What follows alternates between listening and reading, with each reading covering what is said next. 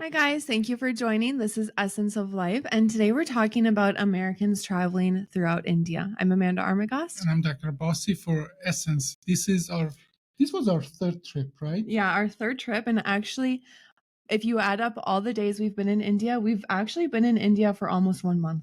Wow. And this was our longest trip. As long as last time, yeah. Yeah. Well, let's start with the travel itself. It was a long flight. Yeah, it's a long You flight. would be exhausted by the time you're there. I slept the entire plane ride. You did? Yeah. Okay. Well, I slept the entire plane ride, but we did have a long flight. We had to fly from Minnesota. Obviously, you guys know we're here in Minneapolis, to Boston, and then from Boston to London, and then from London to Bombay or Mumbai. Yeah. And on our way back, we flew from New Delhi to Rome, from Rome to Atlanta, from Atlanta to Minnesota. So flight from here to Boston was about 4 hours. All in all, it takes 24 hours. Yeah, at least, yeah. We left Tuesday afternoon, and then we landed Thursday morning. But on our way back, we technically left Friday morning and landed Friday evening, but there's a time zone change, so it is about 22 hours of flying. Friday morning, though, at 3 a.m. Yeah, 3 a.m., yeah. But with the time change, which is about almost 10 and a half hours, so it is like, when you're coming back, you're gaining time. When you're going anywhere east, you're actually losing time. So they don't dress like this. They dress comfortably if you are going to go to India. It's going to be a long flight. And as well, something I can say that one time we took Air India, even though it seems to be cheaper at first, but then they charge you for your luggage and everything and so on. So Air India is the Spirit Airlines, I think, of India. Just like Spirit, you think it's cheaper, but then you have to pay for every little thing. It's the same way with Air India. It ends up being more expensive. Mm-hmm. So, and as well, if there's a dispute or something, you can forget about it. You're out of luck. Like you're the loser in this. No matter what, the payer is the loser. But then we arrived at midnight or after midnight in Mumbai. Mm-hmm. It's pretty well organized. The airport is very well organized. I think Mumbai is the most modern city in India that we've been to. That is what we have been told. And it wasn't really any difficulty to get through the stuff, and it wasn't a big, thing checking our luggage or anything and so on. And then we had to drive from airport to our hotel. We stayed at the Taj Palace. Oh, by the way, if you don't know, Taj Palace is where that horrific terrorist attack was in 2016, I believe, where a lot of people died, where the terrorists came through actually with boats through the gate of India, they call it, just next to it. Literally, the terrorists came through the gate of India. By the way, this is just on the other side of the street from Taj Palace. And then I think a lot of people died. Over 100 people died. But at the hotel, I think they said about 25 people died. Mm-hmm. The terrorist attacks were at the hotel, at a restaurant, and in one other location. And we wanted to watch that movie made about that because now we know that hotel. It's a unbelievable hotel. And I think that there's a lot of history behind it. Yeah, but the terrorist attacks did actually have a large impact on the hotels themselves in India. When you stay at a nicer hotel in India, you do have to go through like security. They check. I'm not sure if that's security. How they check your car, and then like they don't go through your car. They just check it, and then you have to put your bags and your purse and everything through the scanner. I think that's totally a joke. First of all, they don't open the big suitcase. Somebody can be in the suitcase. Especially these people are small, so they can fit. 3 of them can fit in a suitcase, and then you put your stuff on a X-ray tech. I didn't see anybody on the monitor checking those things, and then it beeps all the time, and they just say "welcome" and they let you go. Yeah, through. I'm sure if you look suspicious. Oh, you look very suspicious. Not there. I do not look suspicious there. Everyone wants to say hey. So But just be prepared that, there is some security to get into your hotel. By the way, obviously, there are lots of different hotels. we have been told that hotel was the most expensive hotel in India, which was about $400 a night, which is a lot. This is a lot for India. Some people don't make that much money in a year in India. But did you notice? So we were in Mumbai, which is like a really large city, and then from Mumbai we went to Bareilly, which is smaller. It's more like rural. It still has a big population. Like what was it, 4 million? No, they said it's a small. No, they said it's a small city. When I checked that, it's about 1 million people. So in India, 1 million is small a small. in India terms, but it is a very rural. Like you can tell that you're in like real India when you're there, and they had no security at the hotel. Remember, they just had people at the door to open the door. Yeah. I think that's a bigger hotel. I don't believe if somebody want to do a terrorist attack, they're not going to Bareilly. No, they're going to go to New Delhi or Mumbai or something like that. Every time we go to India, we have really great experiences because people are fantastic. Yeah, and we're there with people who know India, who speak the language. Most important thing. Yeah, that's actually my biggest point right now that I want to make is, as an American, don't take India off of your bucket list, but you have to plan ahead. You have to find someone who knows India, who knows how to get around, speaks the language. They do speak English there. You always hear they speak English, but and people at the airport, some speak some English, and as well people we are interacting, doctors and so on speak English, but regular people, they don't speak English as you would think everybody speaks English. Well, not everyone gets to go to school in India. It all depends on where you grew up. Yeah. If you grew up in a place that has a school and you are able to get to school, then you probably will speak English. The road signs have English on them, and a lot of the street signs, menus, they all, mostly where we were, had English.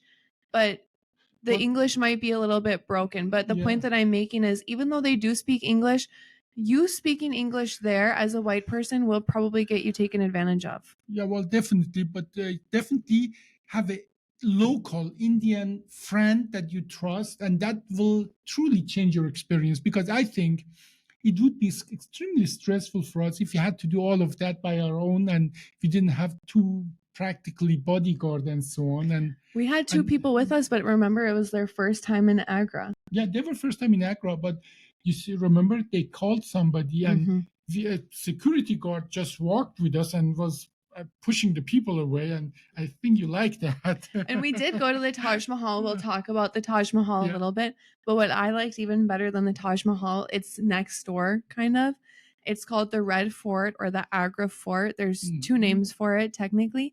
And this is where the people who lived or who built the Taj Mahal, that's where they lived. Actually lived, yes, correct. And where eventually the Mughals empire. And eventually the man who built the Taj Mahal for his wife was imprisoned there. Okay. That was a really cool experience. Yes, it was. Now let's start with Mumbai. It's a very modern city. And I mean, it is like traffic is unbelievable. It is very humid. It's very humid. And, it's all the infrastructure are pretty good, but just plan, if you have to go from anywhere in Mumbai to airport, plan 2.5, 3 hours. Just plan a lot of time. You are not going to get anywhere quickly in India. Even when we arrived, we were driving at 2 a.m. Still traffic. It's still traffic. So, and then right next to the Taj Mahal, Taj Palace, there was this, what they call the gate to India. They built it for Queen Victoria. And that is where we got into a boat to go to Elephanta Island. And that was a very interesting experience. So what do you want to say about that? Okay, so Elephanta Island was really fun. I loved Elephanta Island, but this is where you can kind of see like the discoordination and I guess you could even say corruption of India, because to get on the boat, you have to pay like for your ferry. And then it's a 1-hour ferry to a really tiny island. After you get off the boat, you have to pay to get to the island. And then you walk uphill for about 1 mile. Oh, it's a steep climb. Hill. So don't wear heels. But it's a well infrastructure. It's like, stairs and paved, and there are shops along the thing. There's vendors along who are begging you to come by. Yeah. And then once you walk through all the vendors, it takes like 30 minutes. Yeah. So about 1 mile uphill the entire way. you get to Elephanta Island, like the ruins. You will be soaked from your own sweat. Unless you're smart enough to wear Indian clothes, then you won't be as soaked, because in India, their clothes are much more airy. They're made for that. Yeah. And when you get into the island, you will be greeted by one of those local street dogs. And it seems that the dogs have a method, and it's unbelievable. I love that. They come to a group of people and they just walk with them all the way up and all the way back. And because it seems that they know that that's how they get more attention and so on. And there is something I saw that was unbelievable. I saw a dog limping when people are around. When the people are not around, not limping, and then was limping on one leg on one side, from one side of the street to another, and then on the way back saw another group of people was limping on another leg, and so on. So that was, and the fact that they just literally walk with you. They go a little, look at you back, and then they wait until you catch up, and then they come with you. And that's exactly it. I think animals learn human behavior, Yes. and they learn how to manipulate us. And we'll talk Yes. about that a little bit more later. But after you walk 1 mile uphill, you get to where the ruins are, and then you have to pay again. So Yeah. just to get to the ruins, you have to pay 3 separate people. It is not a lot until you know that if you look like Amanda, they're going to take advantage of you and make you pay a lot more. So after you get to the ruins, you notice that there's a lot of monkeys in India. Everywhere. Monkeys Oh my everywhere. God. And these monkeys are so smart. And I'm sorry to say, but a lot of people say that India is known for scammers. Oh, the Indian monkeys The monkeys are scammers too. What do they do? Okay, the people who are begging on the street train the monkeys to go up to someone and steal their glasses. And the monkeys will go up on the roof with the person's glasses. The person who trained the monkey will say, if you want your glasses back, I can call the monkey, but you have to pay me this much money. And they'll call the monkey and bring the glasses back. That may exist, but as well, the monkeys themselves, they take your glasses and they trade it with sweets, fruits, and something edible. They do that themselves without even somebody training them. So monkeys are pretty smart. Yeah. And when we were there was this European guy. He must have been British or something. He was walking behind us. All of a sudden, there was a big commotion. One of the monkeys had climbed up his leg and stole a bottle of... wanted to steal the... No, he did. No, but he touched it. Then he threw it away because the monkey touched it. Then the monkey went to the trash can and took it out and drank from it. Yeah, exactly. Yeah. So they're so smart. They sometimes, I think even they know that if they touch something, maybe people don't want to eat it anymore. So all they need to do is go and touch something that is edible or that was sweet. I think something, some soda, sweet. It was soda. Yeah. And you will see them, with the babies, they groom each other and so on, and they're not afraid of you. No, they're just chilling. Yeah. I mean, I think you better be careful when you're there because like if you have glasses or cell phone and so on, they know how to get their share. Yeah, the locals warned us about the monkeys and said you have to be very cautious. But then let's talk about the beauty of the island. The island was gorgeous. Oh my God. It's so green, very natural. And but it was a little bit disappointing for me, to be honest, because India has been just pillaged and everything by the British and by the Portuguese. So Elephanta Island is where they had a lot of religious sculptures that were obviously hand carved thousands of years ago. Right into the mountain and a cave. They made a cave, and inside of the cave they carved all these ginormous, unbelievable, beautiful. Yeah, Hindu gods. Yeah. And actually there's only really one area that has the sculptures. There's 5 different stops that you can go to on the island, but only one area has the sculptures because the history is that when the Portuguese were there, they used the sculptures as target practice. No, because it was the Hindu gods and not their gods, so they thought it was like a disgrace. Yeah. And they're not really there anymore, and some of the things obviously are stolen just like everywhere else. And especially I thought what was amazing, that was the 3-faced Shiva. That's, like in lots of this religion figure, they're hermaphrodite, they're man and female and so on. So this 3-faced Shiva right out of mountain, like 20 feet high. And so that was right in the, and from the stone. and even the pillars were made. It was a solid rock. Yeah. So it's amazing how they made it. I believe they told us that was like 2,000 years old or something. Yeah, that's what they said. With the tools they had at that time, it's amazing how they made that. That's unbelievable. It's extremely impressive. If you ever go to Mumbai, I definitely recommend going That is there. absolutely should be on your list. But like I said, you need to have a local person with you because there's high tides and low tides. And if you don't go at the right time, you might be stuck at the island for a long time because you can't leave during high tides. Yeah. And it's about an hour. Yeah, it's an hour boat. Yeah. Well, so we've made it back. We were in a conference, and the hospitality of Indian is just amazing. I think the hotel was so good that for the first time you considered staying there, Amanda. Actually, yeah, when I was staying at that hotel, I was thinking like I could totally get used to this. I could live in India. Every morning yoga, and then the pool and food and so on. And so also the hospitality, the people there are so friendly and so nice. But I was a little as well, interesting for me. At night they took us for a good night, good food, and outside of the hotel, we went to what would be considered here it was a diner. Diner, yeah, it would be a regular diner, and that was for them like a. It was a line out the door. Yes, yes. Out the door was, you could barely even enter the restaurant. There were just people everywhere. And somehow we got in right away. We had a table of 4, and I had actually a sandwich. He had French fries, and they were serving Indian, American, and Chinese as well. Well, fusion. As European, as American food as probably they could get. Mm-hmm. And there were lines outside, and then we went shopping. Tell me about your shopping experience there. Oh, yeah, we went to some street vendors, not food street vendors, but and jewelry and stuff, had some bracelets. Yeah. People are like sardine, and you have to just work your way through people. And it's so humid. It was like 10 p.m. and everyone was sweating buckets. It was just hot.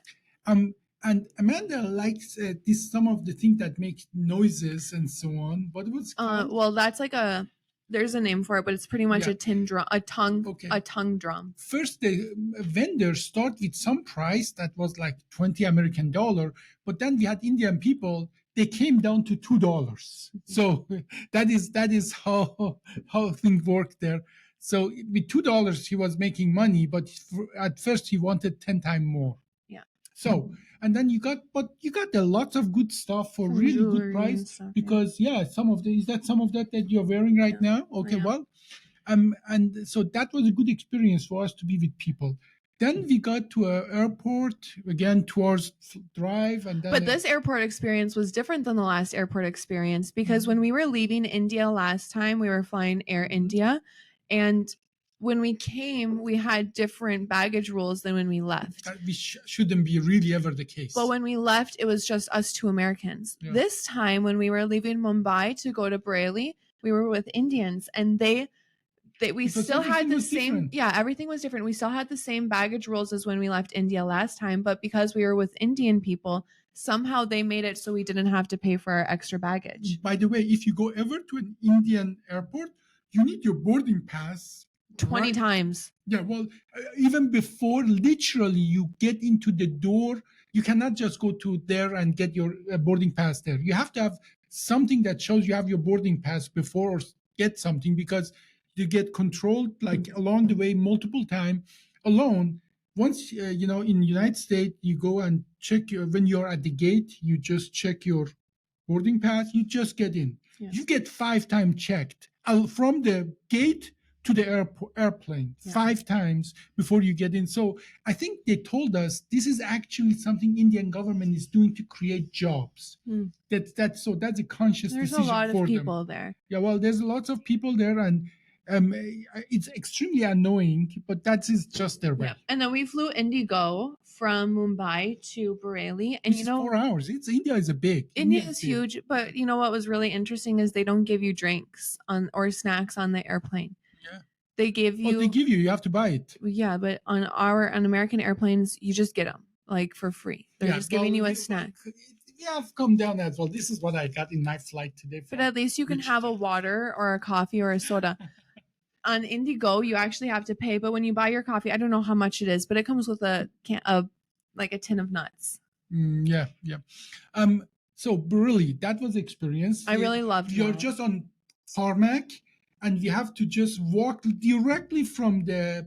This is a million city. People, 1 million people are there, but they barely fly. So the whole airport is like a bus station, and you literally walk from the airplane directly to the thing, and the machine that brings your luggage is actually a tractor. It's just a regular tractor with a trailer. Mhm. They dump it there and it brings it there for Well, you. and don't quote me, but I think they said that there's only like two flights leaving Handful each of day. flights, yeah, handful It's a of flights. military airport, so it's not your average airport. So even though 1 million people live there, it seems that it's very, I think, rural, and people don't fly and so on. And we noticed that as well when you are on the street.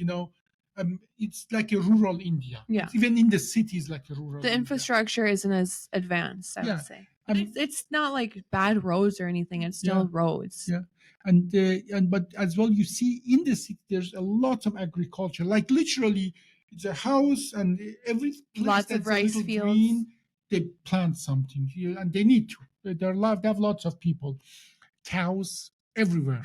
I mean, they're just have they have the right of way And a in lot of India. water buffalo too. Oh yeah.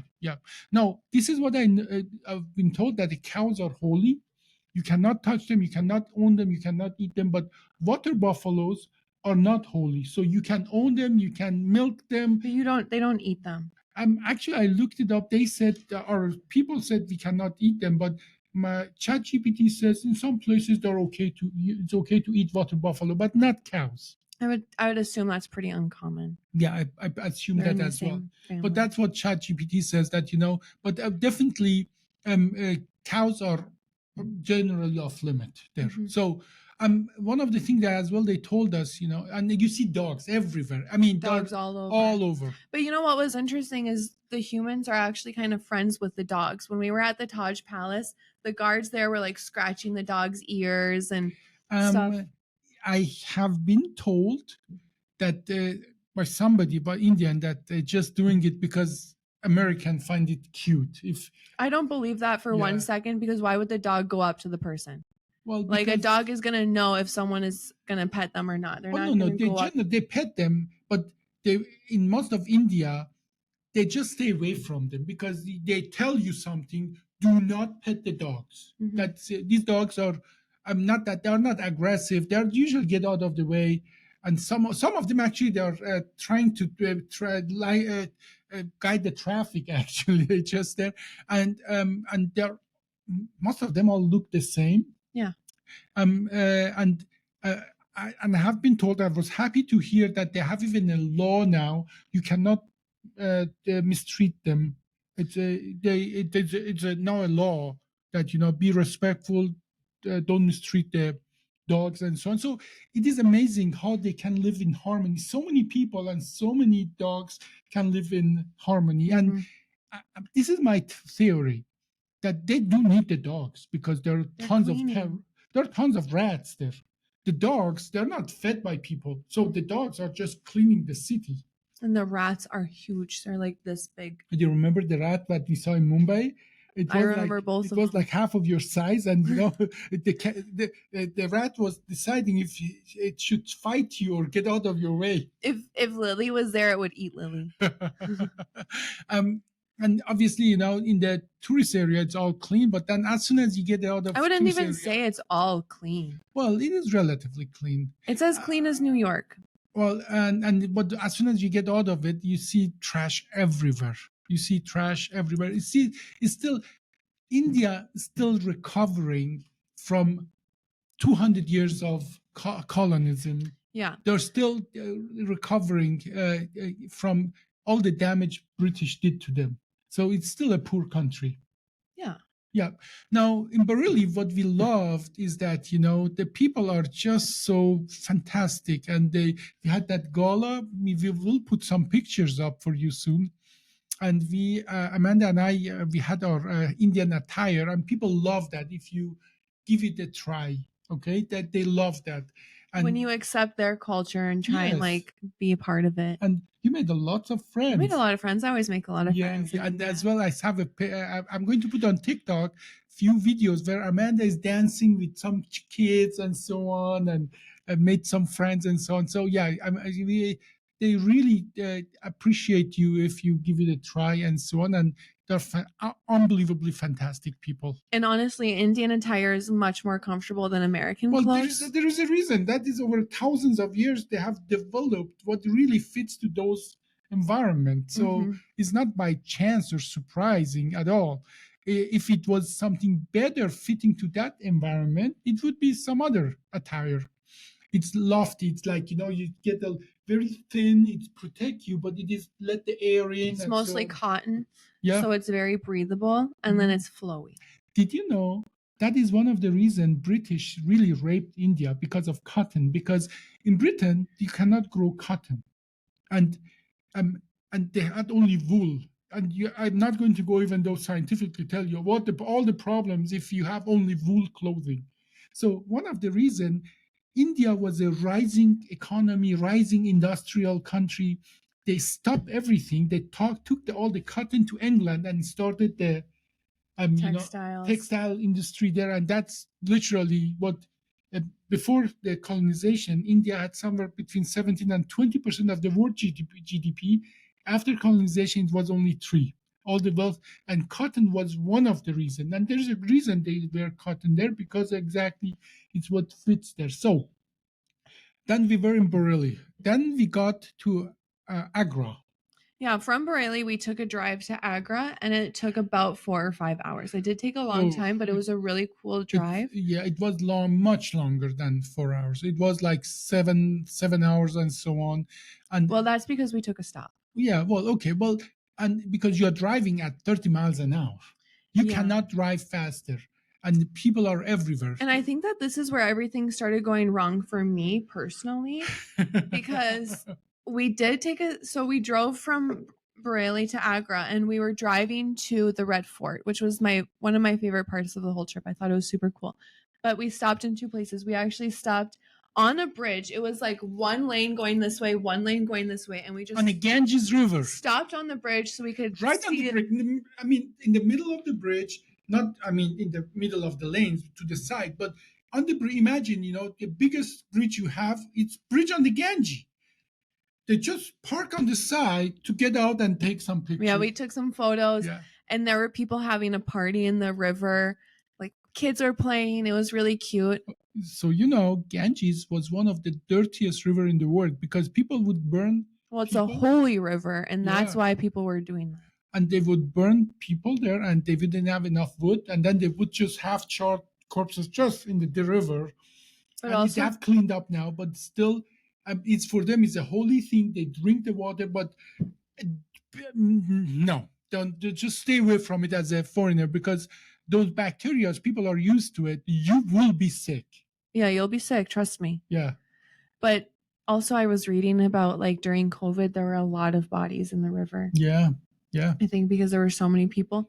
But yeah, so we stopped there, and then we were driving to Agra and realized that the drive was taking much longer than we anticipated. So we had to stop at a fruit stand to get some fruit. Oh my gosh, it was like cute to stop at the fruit stand, but to be honest, we could have maybe stopped at a better location. Behind the fruit stand was a reservoir where all of the sewage was just flowing through, probably to go towards the river. It was one of the even he was gagging. I was maintaining my composure because I didn't want to insult them. It was the worst smell ever. Flies all over the place. But we got the fruit. I'm not kidding. The best mango I've ever had in my life. Yes. You cannot top these mangoes. And you have to wash them very thoroughly. Yeah. Now, one of the rules in India is that eat only cooked food, and don't drink or don't take ice, get bottled water. I mean, your system is not used to those bacteria there. And even they told me, even Indian people told me, don't get ice. Yeah, they said don't get ice. The water they use for ice might be just the regular water, and it might not be good for. Even Indian told us, don't use the ice. Mm-hmm. So, and if you get something unprocessed, you probably, it's not a bad idea probably to just put them in water and have some chlorine thing there. Put that in the chlorine water, so get rid of the bacteria. But the fruits are unbelievably, they're So tastier than delish. anything you have had. But you just have to make sure that you're not exposing yourself to the bacteria that you're not used to. And my thought process was that, like, a general rule of thumb, not just in India, but in the world, is that if you're eating a fruit that has a wrapper on it, you should be okay because there's a wrapper. So like a banana or an orange. Yeah. And that's what we ate in the car. And I'm thinking back, I stopped at the stand, touched everything, got in a rickshaw, took photos, got directly in the car, and ate the oranges and bananas without washing my hands. Yeah, Princess was treated, I was so hungry. Yeah. And then we kept driving and we got to the Agra Fort, the Red Fort, which is unbelievable. The coolest probably piece of building I've ever seen in my entire life. How old was it? It's the Mughal Empire built that about 500 years ago. It is so impressive. Huge red bricks that it's a ginormous. We could only visit, they told us, only 5% of it. And it's where the actually Mughal Empire, they used to live. And there's so much technology built into it. When you walk through, like if you're an invader and you're going to invade, there's a lot of turns, so you can never see the entrance you came through. That's where you see technologically, they were very, very advanced. Very. And it all went back when they were colonized, and then all the wealth, the riches went to England. Mm-hmm. And how it's built, the geometry, the architecture, the technology, go ahead. Like that, you remember that window that when you look from outside. Yeah, but we're not even there yet. Yeah. When you enter the door, everything is at a slant, a super steep slant with ridges so that their elephants can walk up, but it's harder for like a horse or something like that. Mm-hmm. And when you walk through the fort, getting to the main entrance, there's walls on both sides with holes on the top of the walls. And what they do is if they hear an invader, they flood that area with water and oil. Mm-hmm. And then that way it's too slippery, and also it echoes, and then you can hear anyone that's coming. So nobody can surprise them. Yeah, surprising. And then as well outside, it was literally a big tumults. Yeah, it was like a trench, and they said they have like alligators and crocodiles and something there and so on. But there were tumults. One of them had alligators and crocodiles, and then that's the first one. Then you have to go over like a huge wall, and then there's another molt, but this is all wild animals like tigers, elephants, things like that who would eat you. And then yum, yum. Once you get through the fort, they have a summer house and a winter house. Mm-hmm. And that has something to do with how much sun you get. And they told us even in the summer house, they would put water in the walls were hollow. So it would freeze in winter. I'm not sure how would it freeze because it's always so hot there. But either way, then that frozen water would cool it during the entire summer. And then the water that would flow from that, they had an unbelievable trench. It's all engineered in a marvelous way to keep the summer house cool. Mm-hmm. And then we looked from there. We looked at Taj Mahal, if you remember, mm-hmm. And then it's magnificent. Taj Mahal was magnificent. And the guy, they tried a little to scam us, but otherwise the architecture. They didn't scam us there. Well, they took us in the Taj Mahal. They took us after Taj Mahal. Okay, but we were at the Red Fort, and they did not scam us at the Red Fort. He's getting it mixed up with the Taj Mahal, which was the next day. Okay. At the Red Fort, no one tried to scam us. Everyone was really great. And so there were two houses, a summer house and a winter house. The summer house had hollow walls that they would fill with water, and the water was perfectly trenched to go into the river. They did have to eventually move the river back for more whatever they were doing there, like gardening. Mm-hmm. But the guy who built the Taj Mahal lived here with his children. Shah Jahan, yeah. His two daughters and his son. Well, the story is that Shah Jahan was a Mughal empire. They're Muslim. By the way, they spoke Persian. And you would see on all the thing, Persian literally poetry and so on a piece of stone, different color stone. They cut just to the size, and I mean, unbelievable. No Now, painting, all jewels well, and the jewels mostly were stones. taken. Those that could be removed, they were taken by British. But whatever they couldn't take, still there. Like either way, Shah Jahan has multiple wives, but He had Mumtaz 3 Mahal, wives. Mumtaz was the Persian princess that he married. He and Mumtaz was the one that had the children, so Yeah. was the favorite one. And the story goes that he was so heartbroken that built the Taj Mahal as a resting place for. She died in childbirth, After I think what eight children, 9 children, something like but that. only 3 survived. Yeah, only very few survived. But either way, he brought the entire architecture of the Islamic age to that place, and the geometry of it is unbelievable. And he wanted to build another one, a black one, on the other side of the river, but the son was saying, Well, the you're- thing is, he was rich, but he wasn't using his money to build it. He was using the money of the kingdom to build the Taj Mahal. And it was obviously a world wonder. Like, it cost a lot of money, and Yeah. he built it all white. He wanted to build a black for version himself. for himself, but his son said, no, you're costing the kingdom way too much money. So his son locked him up in the Red Fort for life. He only lived like 8 years after, either 6 or 8 years after. And there's a theory, people do think that he was actually poisoned, and that's why he didn't live much longer. There's some other, I don't know if it's truth or story or whatever, but apparently when his wife passed away, he was so upset about it, his hair turned silver overnight. And the geometry of Taj Mahal is ginormous, but when you go inside where the mausoleum is, it's pretty small. It is just a whole intricate 3D of everything and so on, the 4 minaret and so on. It's just unbelievable, and it's well preserved. And it is the marvel of architecture. At any time in the world, they build something like that, but how they build that is beyond me. I mean, that how big it is, how high it is, how it's still standing after 500 years and so on. It is just, it is amazing. Well, there's a lot of thought that was put into building it. If you know the Taj Mahal, it's a big building with 4 pillars.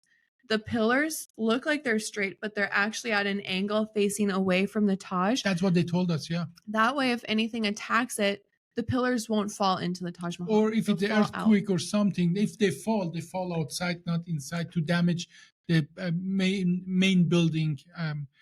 Surprisingly, nobody has tried to attack the Taj Mahal. Someone has, I think it was the British, tried to attack the Red Fort.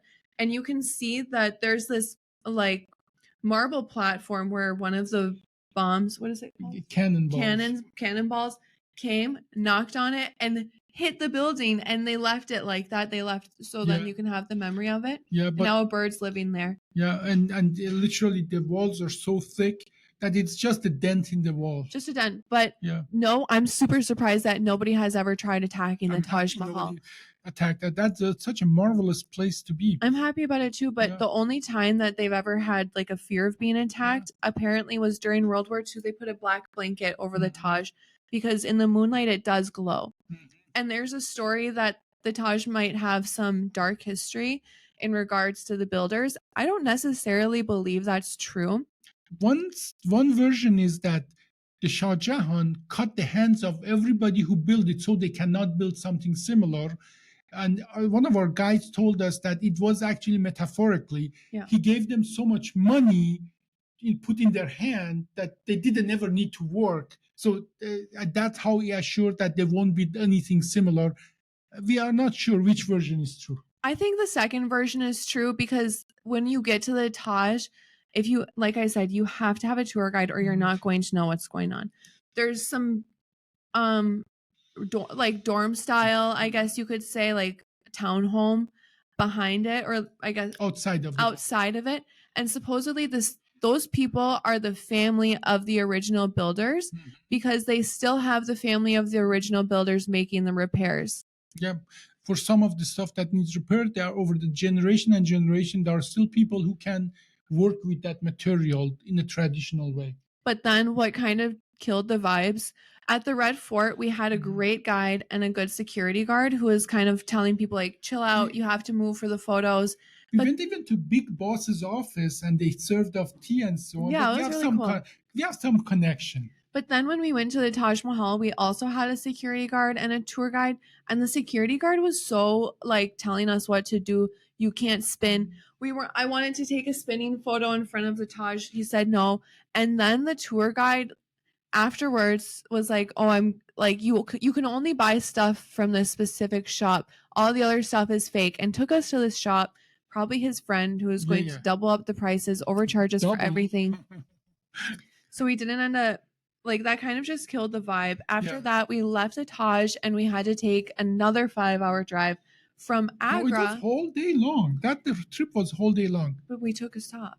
Yeah, but From Agra to New Delhi. And that was a really long drive. that stop was one of my best experience, where instead of having disposable No, you're plastic missing stuff. another stop.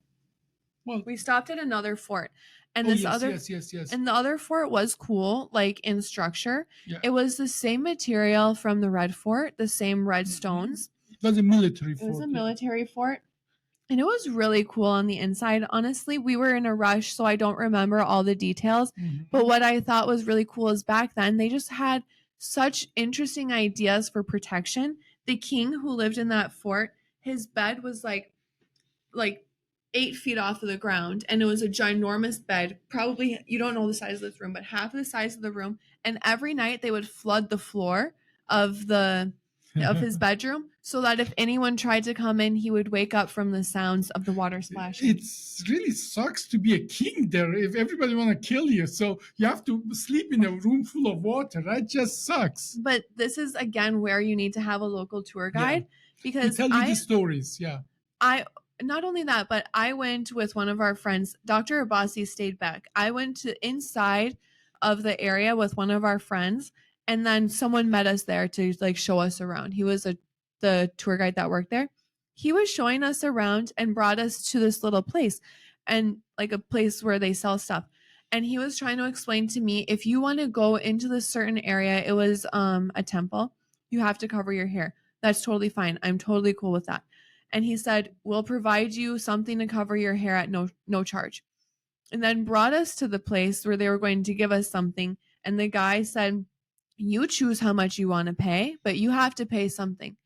And luckily, the guy who was with me spoke Hindi and was like, "No, we're not doing that. Like, you just told us it's free of charge." So eventually, I wasn't Still the vibe as well. I didn't go into the mosque or into the temple because I'm okay to pay, but I don't want another shawl. I have a million shawls. Just let me borrow it and then be cool. So I didn't go in. And when we were leaving, the tour guide started speaking to me in Spanish. He asked for a tip in English to my friend I was with. And then obviously my friend gave him the tip. Yeah. That's normal. Like that's what you're supposed to do. And then he came to me and started speaking in Spanish and asked me, "You're not going to give me a tip?" in Spanish. That is just very scammy to me. Yeah. They won't have tip from every single person, even though they got a tip from. But it's just the well, way. and also you're speaking now in another language, so then my friend doesn't know what you're saying. That is after he just gave you money. Probably he knows only that to say that in different languages. Well, but then we went on the way and we had lunch, late lunch on the road on a diner-like thing, and that was one of my best experiences. It was a very Indian restaurant. Yes, it was very Indian, but it was clean. It was more European style. The prices were European style. But it was rural. It was rural, and what they served us in was this clay. And I'm not sure if it was sun-dried or whatever. It is literally like from earth. You eat in it, and then I'm not sure if that can even survive any cleaning. Clay bowls and clay cups. Yeah, and I brought a number of them with me. Most of them broke, which I repaired. And then on the plates, they have these literally leaves. And I have a video I put online about how that is done. They literally use a small little piece of wood or straw, connect the leaves together, and then press them against any kind of paper on the background, and then become absolutely organic, disposable, composable plates. composting material, and I brought few of them. I will as well put some pictures out there, and I think that is somebody's livelihood. Somebody takes like cents to create them and spend a lots of time, and we are just eating from it. And I thought that was really amazing that create job for local people, and it's totally organic. And once you're done, it's back to earth. Yeah, it was really cool. I put some pictures up there. But yeah, I've been thinking about those bowls and cups a lot, and I was thinking there is no way that these can be cleaned with how fragile they are. They must throw them out for to just break down naturally. Yeah. I mean, and it's just earth. That's all what it is. Yeah, so just clay. There's no reason to have any second thought about that. Well, and then we made it to the airport, and then we flew back. And at the Delhi airport, all airports need to take notes. They had a little yoga area, actually.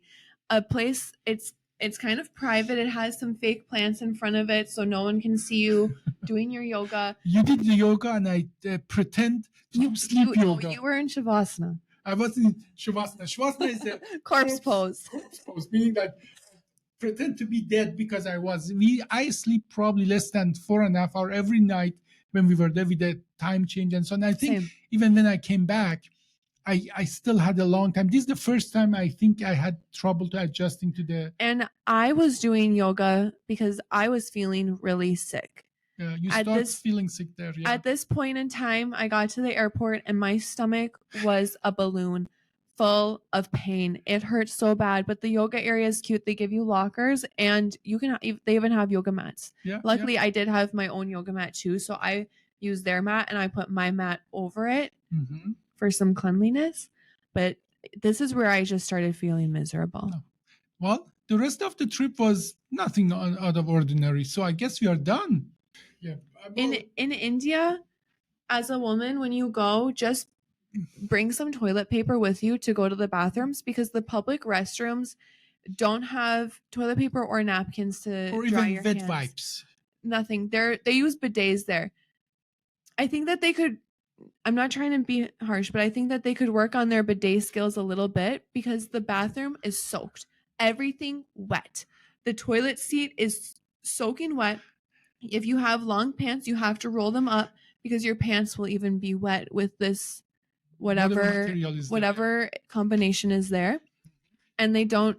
So work on your squats and then bring toilet paper with you, and maybe even some napkins to dry off your hands after you wash them. Take your toiletry with you. Yeah.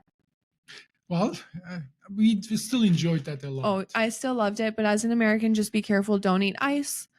Even if you have fruit, make sure you wash it really well and try and eat stuff that has a shell on it. So like mangoes. I don't know what I got sick from, but I did bring back an unwanted souvenir called E. coli from India, and it's been 2 weeks and I'm still a little bit sick. So watch out, but don't take India off your bucket list. Just plan ahead and make sure you have a good friend there who can help you get around.